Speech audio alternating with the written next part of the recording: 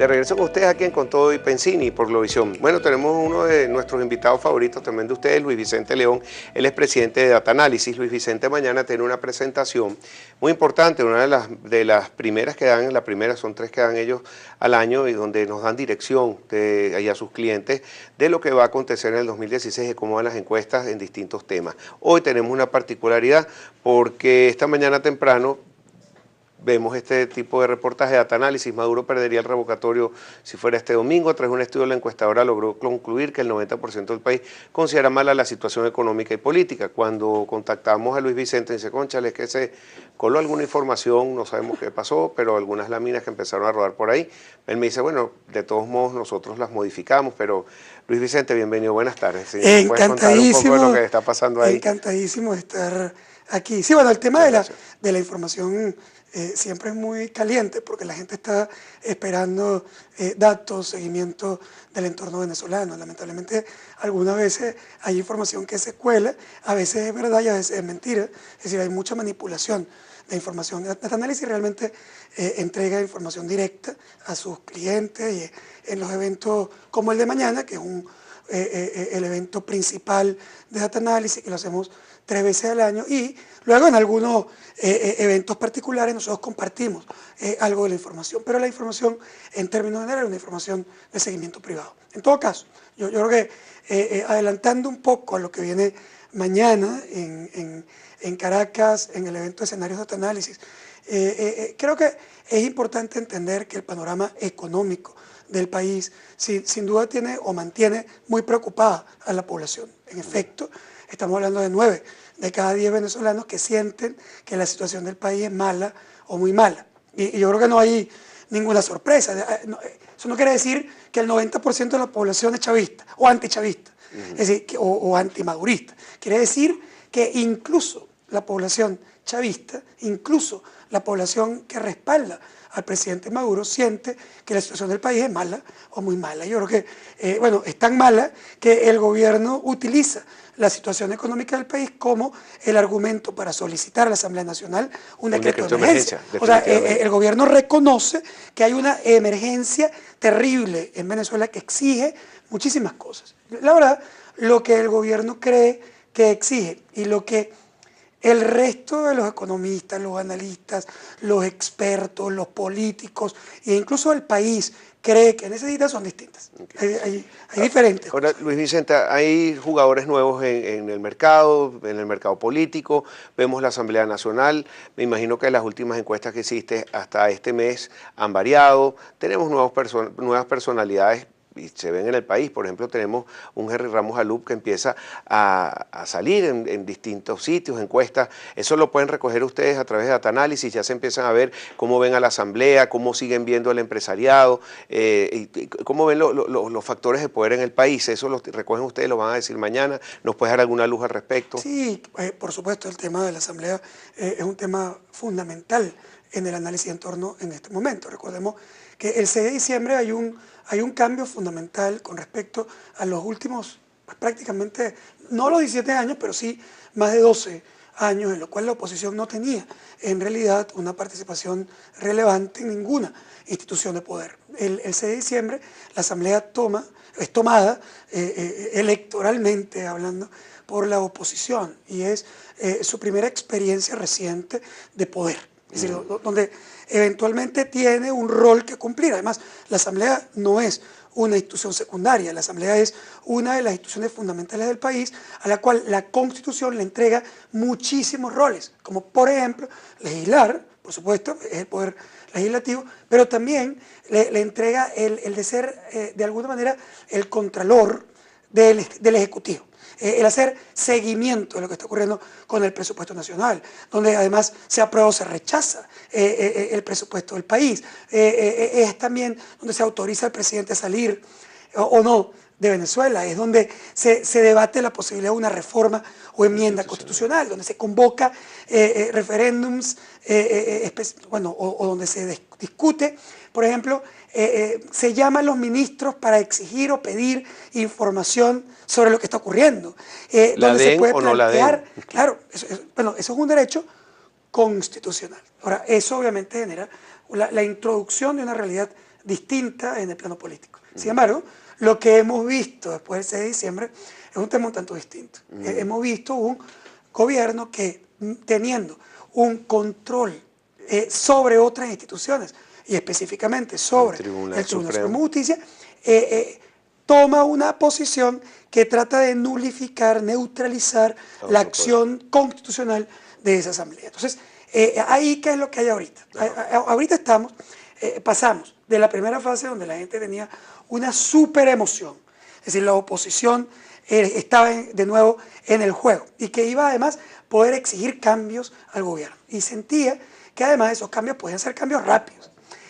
Pasamos a una segunda etapa donde el gobierno mostró su fuerza, donde dijo, ustedes están pelados, si ustedes creen que es que porque me ganaron una elección, yo estoy destruido. Y toma una posición absolutamente radical para mostrar su fuerza. Es decir, está diciendo al país y a la oposición, le está diciendo, nosotros controlamos este país, hayamos ganado o no hayamos ganado numéricamente, seamos o no seamos mayoría. Y ahora estamos en la tercera etapa.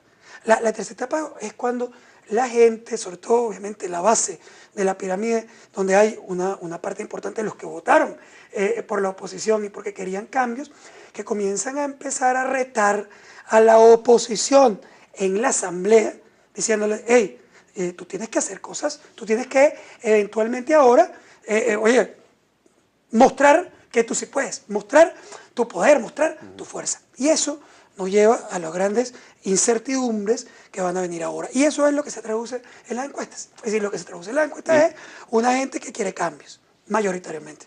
Pero también una gente que siente que la oposición necesita colocar sobre la mesa algunos logros, porque de lo contrario comienzan a frustrarse de que esos logros no están ocurriendo. Pero tú hablas del señalamiento de la población hacia la Asamblea Nacional, pero ¿no recoges algo también de señalamientos hacia el gobierno y al Tribunal Supremo y de las actuaciones que han tenido? ¿Se están reflejando de alguna manera? Y en el mundo chavista también, ¿qué piensan sobre esas actuaciones? Obviamente todo se refleja en todos los clústeres o en todos los lados.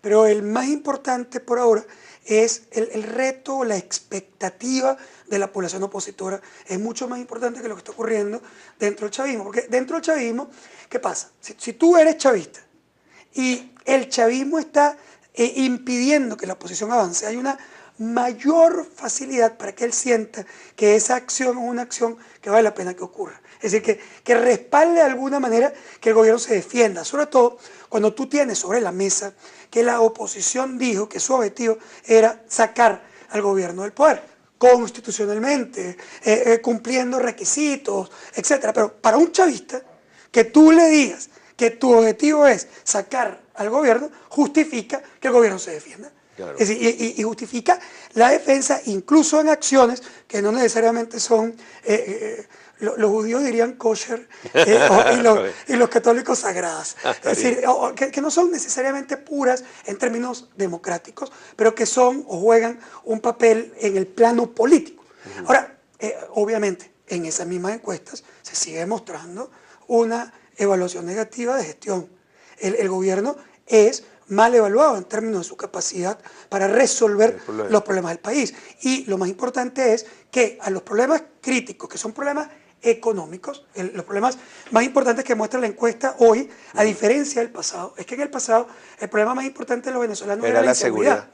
Hoy el problema más importante es economía, es desabastecimiento, es inflación, es la caída en la actividad, la pérdida de empleos. Es decir, ¿y la salud, la parte de medicina? Bueno, obviamente el tema de salud se está convirtiendo en un asunto fundamental, pero está vinculado al tema de desabastecimiento. Porque cuando la gente te habla del desabastecimiento como su principal preocupación, te habla del desabastecimiento de alimentos, pero también te habla del desabastecimiento de medicinas, que en mi opinión es incluso peor que el desabastecimiento de alimentos. ¿Por qué? Bueno, porque en alimentos hay una mayor posibilidad para poder compensar, para sustituir. Es decir, si tú no consigues pan, bueno, come arepa. Si no hay pan ni arepa, comes casabe. Si no hay pan, arepa y casabe, pues no comes ninguno, pero comes de la otra cosa que haya. Es decir, tú empiezas en un proceso de primitivización, que es lo que en realidad está ocurriendo en la Venezuela de hoy. El venezolano hoy es infinitamente más primitivo que lo que era en el pasado. Pero puedes compensar. Un medicamento no puedes compensar. No puedes compensarlo. Es decir, tú no puedes usar un medicamento del corazón para la atención. Y es más, por ejemplo, en la industria farmacéutica, que muchas veces quieren poner todos los insumos, el gobierno, comprarlos y vendérselos en la industria farmacéutica. Yo que mi padre tenía unos laboratorios, era muy difícil comprar un aceite de oliva que era el específico que tenía que usarse para un remedio. Si comprabas otro no servía. Y eso es lo que a veces no se entiende, que los medicamentos uno es distinto a otro y no se puede generalizar y hacer genéricos así de la noche a la mañana. La gente no está reflejando en eso específicamente, gente que dice estoy sufriendo porque no tengo tal medicamento. Específicamente. Pero no lo meten dentro del renglón de... No, está en el tema de desabastecimiento global porque la preocupación es que no consiguen cosas, comida, medicamentos, repuestos.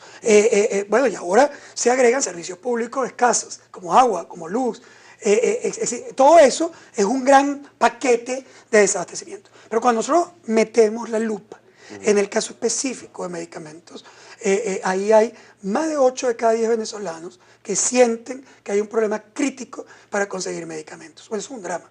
Es decir, es un drama, ¿por qué? Es un drama porque te sientes, no solo por el problema concreto que ya existe, que es que tú te enfermes o que tus hijos se enfermen, que tú vayas a una clínica o un hospital y tú no puedas conseguir el medicamento y empieces a mendigar por todo el país, escribir los que, bueno, a lo mejor tú, que eres una persona conocida, yo que tengo un Twitter activo, es decir, a lo mejor tú tienes una necesidad, lo pones en Twitter y alguien te ayuda, pero tú sabes lo que es un país completo, que tiene que llegar a un hospital o a una clínica y que el médico le dice, mira, en el estado del arte, yo aprendí a resolver esta enfermedad que tú tienes con este medicamento, pero ese medicamento no existe en Venezuela, no hay. Y si yo te puedo dar, entonces empiezan y te escriben, yo no sé si has tenido la experiencia, yo ayudo todo el tiempo, pero entonces te dicen, mira, esto es lo que yo quisiera tener, pero entonces si no consigues esto, y si no consigues esto, y si no consigues esto, y si no consigues eso, búscate un brujo. Sí. Es decir, ¿qué es eso? Yo estoy buscando hasta cuestiones para hacerse exámenes, un tinte que necesita para un examen que no se consiga para mi suegra que está enferma de hace 2 meses y no le consiguen que es lo que tiene la pobre. Isa, saludo. Mira, pero Luis Vicente, cuando vas también a especificar sobre quiénes son los culpables de lo que está pasando, que tú lo has preguntado distintas veces, que si es la empresa, cuáles son las empresas que califican bien o mal, si es Polar la culpable, si es Fede Cámara, si es el gobierno, es la guerra económica. Al regreso, por favor, me dices, vamos a una pausa después de ver...